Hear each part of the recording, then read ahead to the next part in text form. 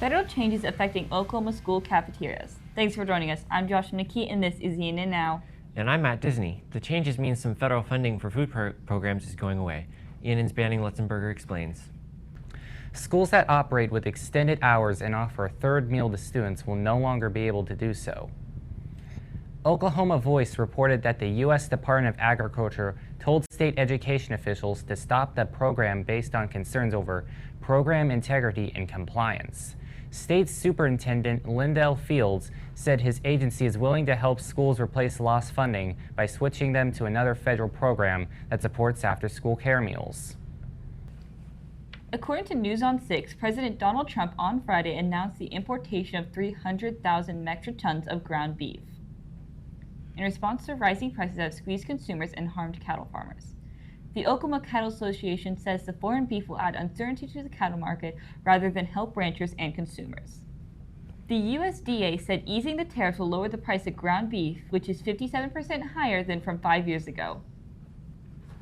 With Labor Day just 2 weeks away, many people have big plans for the holiday. However, if you intend to celebrate with some drinks, it's important that you hand over the keys and do not drive. KFOR reported that 7 people were killed in 2024 alone as a result of drunk driving. The Oklahoma Highway Patrol and other law enforcement agencies have started the campaign Drive Sober or Get Pulled Over. Officers will be on high alert and will have DUI checkpoints to ensure Oklahoma roads stay safe. Following deadly floods in Texas that swept through a campground, Oklahoma is acting to make camps safer during severe weather. ENN's ENN Johnson has details. Lawmakers passed the bill last season. The governor signed it and is now in effect. The law will require all camps to have an emergency plan. The camps have to notify parents, campers, staff, and visitors by January 1st of next year.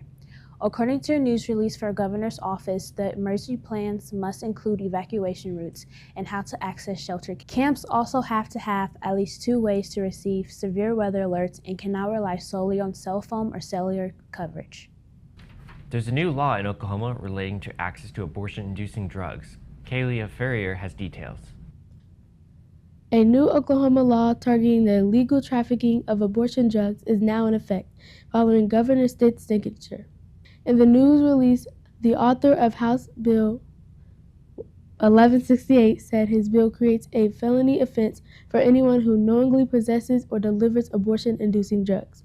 Anyone convicted of trafficking or attempting to traffic abortion-inducing drugs can face a fine of up to $100,000 or up to 10 years in prison or both. A chance of severe weather and a possible cool down. Declan Buckner joins us with this week's weather outlook. It may not seem like much of a cool down, but highs only in the upper 90s this week feels like something to celebrate after weeks of triple-digit temperatures. This Tuesday, we can expect to see thunderstorms moving into the area in the late afternoon. Some of these storms could cause damage with high winds and lightning. Fall is not quite here because the heat will continue this week with highs nearing the 100s, but we will get that midweek dip with temperatures in the 90s. With your weekly weather, I'm Declan Buckner. To celebrate the new school semester, why don't we see what's on this week's community calendar with Carter Fowler. It's a new semester. While you work hard on your studies, why not also find time for something fun? This week, the OKC Civic Center is hosting The Popular Outsiders, a Broadway musical winner of 4 Tony Awards, including Best Musical, in OKC this week through Sunday. The story is set in Tulsa in 1967. Feeling more hungry and adventurous?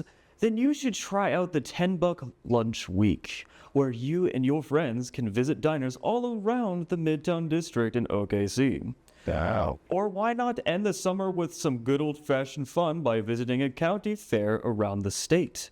Caddo, Atoka, and Payne counties are just a few of the county fairs this week. If you wish to learn more, go to travelok.com. And finally, for you EPIC students and families, you can give back by volunteering at the Regional Food Bank of Oklahoma's next week. Students will sort and pack food for the food bank programs. Register on EPIC's website to reserve your spots. And that's all we have for this week's community calendar. Have an epic week. I'm Carter Fowler. That's all the time we have for today. Thanks for joining us for the first edition of the show for this school year.